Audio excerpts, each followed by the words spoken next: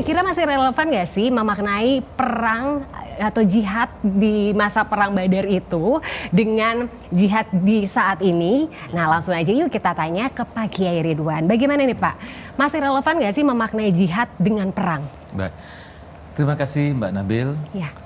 Sobat damai yang saya muliakan, Assalamualaikum warahmatullahi wabarakatuh. Waalaikumsalam warahmatullahi wabarakatuh. Alhamdulillah, bersyukur pada Allah kita semua sehat walafiat, tidak kurang suatu apapun.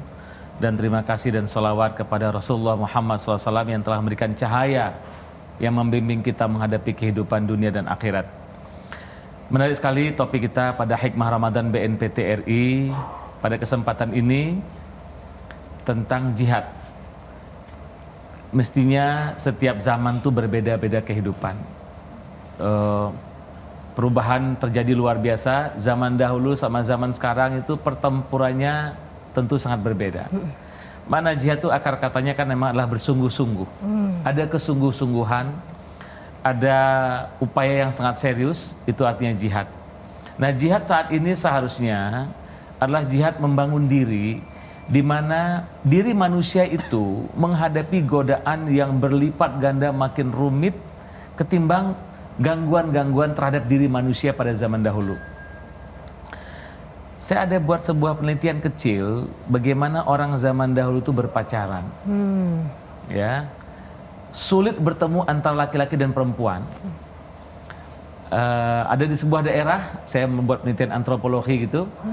Jadi laki-laki datang ke rumah perempuan, ya, sekedar untuk bertemu. Kemudian di temboknya itu ada lubang, selobang jari begitu. Kemudian ujung jari ketemu sama ujung jari, udah puas tuh. Sesuk meneh yo, gitu. Pada zaman dahulu pacaran seperti itu. Tapi zaman sekarang dengan gangguan berbagai macam fasilitas gangguan, ya, yang luar biasa. Yang saya bacakan ayatnya ini, Bismillahirrahmanirrahim. Yuriduna liyutfi'u nurallahi biafwahihim wallahu mutimmu nurihi walau karihal kafirun. Allah sampaikan kepada kita, diamanahkan kepada kita sebuah kalimat, sebuah firman.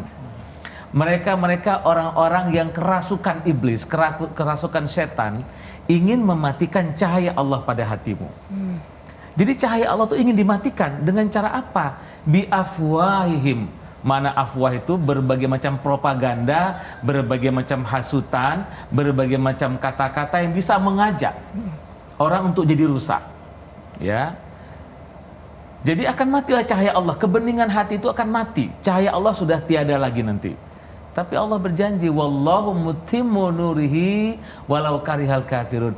Tapi Allah berjanji akan menyempurnakan cahaya itu pada hatimu walaupun orang kafir tidak suka. Makna kafir jangan sampai maknanya sempit, ya kafir dalam makna yang sangat luas, yaitu orang-orang yang sudah kerasukan, yang memang sudah tidak pada jalur keimanan. Nah, jadi godaan-godaan berbagai macam cara, gadget lah, kemudian koran, TV dan segala macam itu mengganggu jiwa manusia yang tadinya bening menjadi kotor.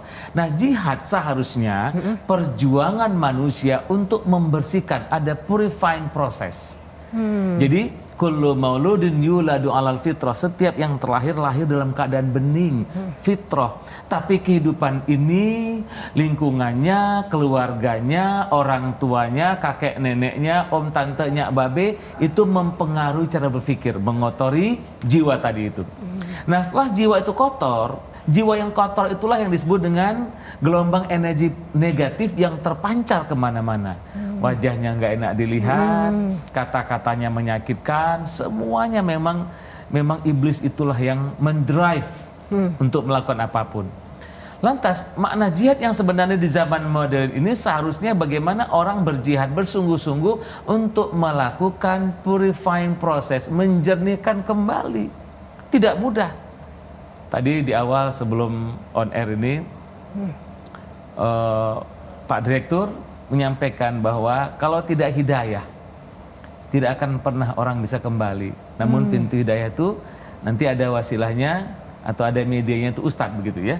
Nah, Jadi mestinya orang ada berupaya bersungguh-sungguh bagaimana membersihkan kembali kotoran-kotoran hati yang diakibatkan oleh bisikan-bisikan iblis tadi. Saya ada buat lagu, Pak Usman, Ya. Pak Direktur. Lagunya rock atau apa?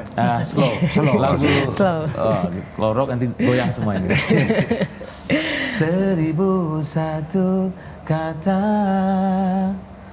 tak henti kau menggoda, 1001 rasa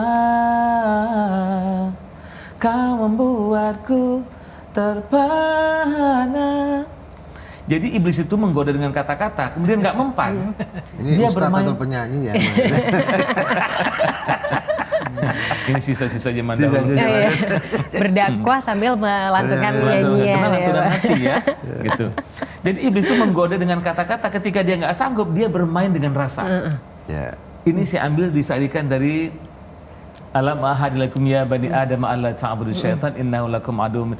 Memang gangguan itu segitu halusnya. Dengan kata-kata nggak mempan, dia bermain di rasa. Jadi mengalami eskalasi. Jadi orang diganggu dengan kata-kata nggak mempan, diganggu dengan rasa. Akhirnya banyak orang rontok gara-gara rasa itu. Nah, bagaimana orang kemudian melakukan jihad, memperbaiki dirinya, membeningkan hatinya yang kotor tadi dengan kesungguh-sungguhan. Apakah dia ketemu sama ulama, wong kang soleh kumpolono, apakah kemudian dia seperti yang lagunya Opik ya, yang sebetulnya lagu para wali yang dinyanyikan ulang, Tombowati itu. Tombowati 5 perkara. Jadi ada proses yang sungguh-sungguh dia berjihad. Ya Allah, tolong beningkan kembali sehingga aku datang dalam kebeningan dan aku pulang dalam kebeningan kembali. Jadi dirty, clean to dirty, dirty to clean. Nah, insya Allah begitu. Mudah-mudahan bulan Ramadan inilah sebuah jihad, sebuah kesungguh-sungguhan dimulai dengan lapar dan haus, itu jihad pertama tuh. Yeah. Tapi bukan itu yang penting. Jadi ada orang kirain berpuasa tuh yang penting tuh lapar dan haus, bukan. Itu baru intro, baru pembuka. Yang lebih tinggi lagi itu the secret of meaning Ramadan itu apa. Ya. Nah, mudah-mudahan jihad ini berlaku pada bulan Ramadan dan pada bulan-bulan berikutnya.